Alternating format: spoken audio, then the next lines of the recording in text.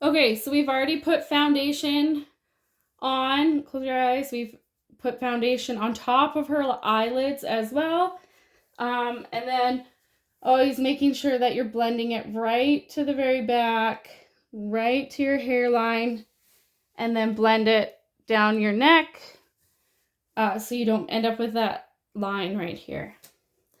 Next, I'm going to use eye primer. You can use any brand that you want. This is a completely optional step. We don't provide it. I highly recommend it, but it's up to you. So the eye primer, we just dab on here. And what it does is, first and foremost, it helps the makeup last all day, but it also helps the makeup go on top of the eye instead of being absorbed into the skin as much. It gives you a much bolder pigment, so you don't have to use as much eyeshadow, and it looks brighter. So open, look up for me. I always just kind of bring it right underneath. And so yeah, getting her to look up kind of allows you to get right in along that eyelid. Close. And then dab it into the crease. Give that half a second to dry. And then the first color I'm going to use is just this neutral, unshimmery color. I'm going to cover the entire base of the eyelid with it. So grabbing pigment and just dabbing it on helps us get more color.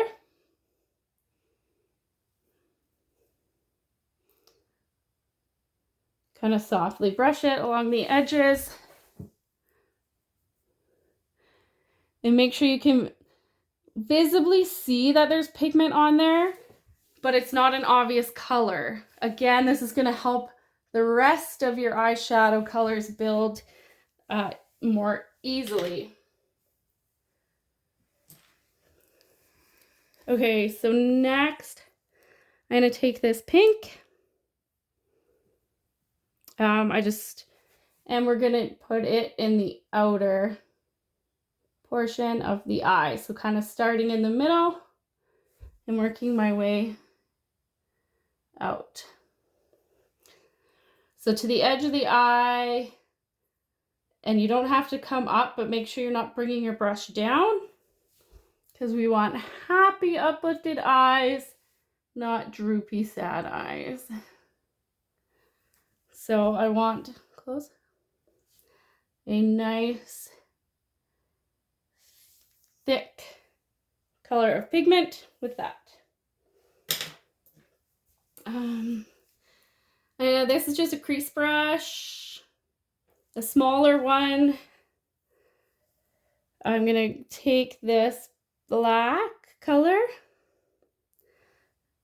I'm gonna tap it to get any excess off so it's not falling all over the face. And with the black, we want to start really light and then build our way up. So I'm gonna draw an imaginary line between the corner of her eye and her eyebrow. So my brush is in that line, and I'm just gonna add very little bits of black at a time. So, turn your head, honey. You can see that we just have a straight line of black. Okay, go ahead. I have not got any more on my brush. In fact, I might try to make sure the excess is gone. And I'm just going to pull that inward. So above the crease and in. So it gives us a nice shadow and accentuation of the outer eye without being too bold. So I'm going to just grab a little bit more and come at the top and just pull in a little bit more of a crease. Very gently and bringing it down. So we're not coming all the way into the center, only about 3/4 of the way, with just like a thin, gentle line. So this is a blending brush. I have no makeup on it at all right now. And I'm just going to softly dab the edges of that just to help smooth it out, smooth it down, and blend it in. You need to be obviously very careful with the black so that it works as a beautiful accentuator and not a panda bear. Okay, next I'm going to take this color. I'm going to use my finger because anything with shimmery pigments, when you use your finger, the pigment stands out better, and I'm going to press it into the corner of her eye, the inner eyelid, going all the way in. Make sure it's showing up there. I'm now going to come with the pink, where are we again? But with my finger this time and where I left off, and press out the edges. So make sure I have no makeup on here. It's gone up a little bit too much in her eyebrow there, so I'm gonna just try to wipe it off. Little tiny bit more into the edge.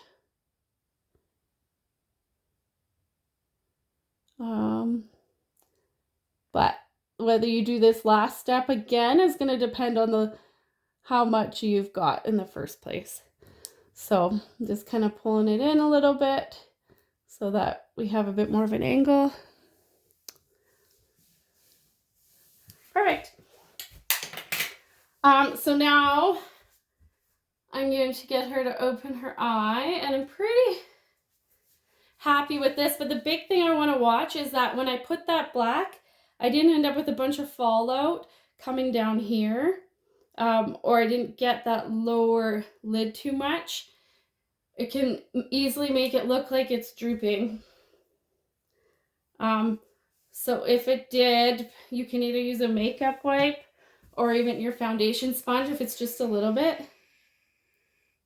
I usually start with the foundation sponge and kind of just come up to clean it up. Always pull out and up. If you go to wipe it like this, you're just going to pull it all and make your face look droopy. So out and up. Same with if you have fallout on the inside, you're wanting to pull it out and up. The idea is to get it all, but if you do happen to smudge some and it blends it in, if you bring it down here, you're going to look tired with black eyes. If that's not enough, this is a makeup wipe. You can always use that and clean it up, right? You can see, maybe you can see how good that worked. I don't know. The only problem is you've taken all your makeup off, so now you still have to go over it with your foundation after. And I'm just going to use my blending brush to kind of smooth that out.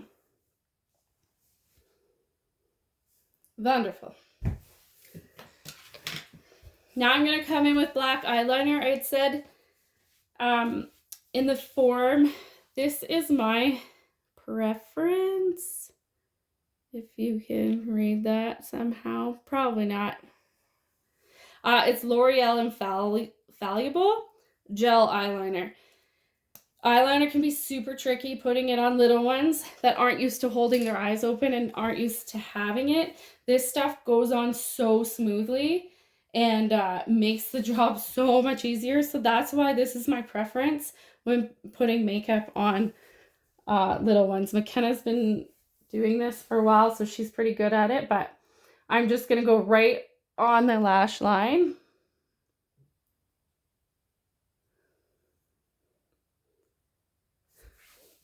As I get into the middle, I'm going to get you to open your eye.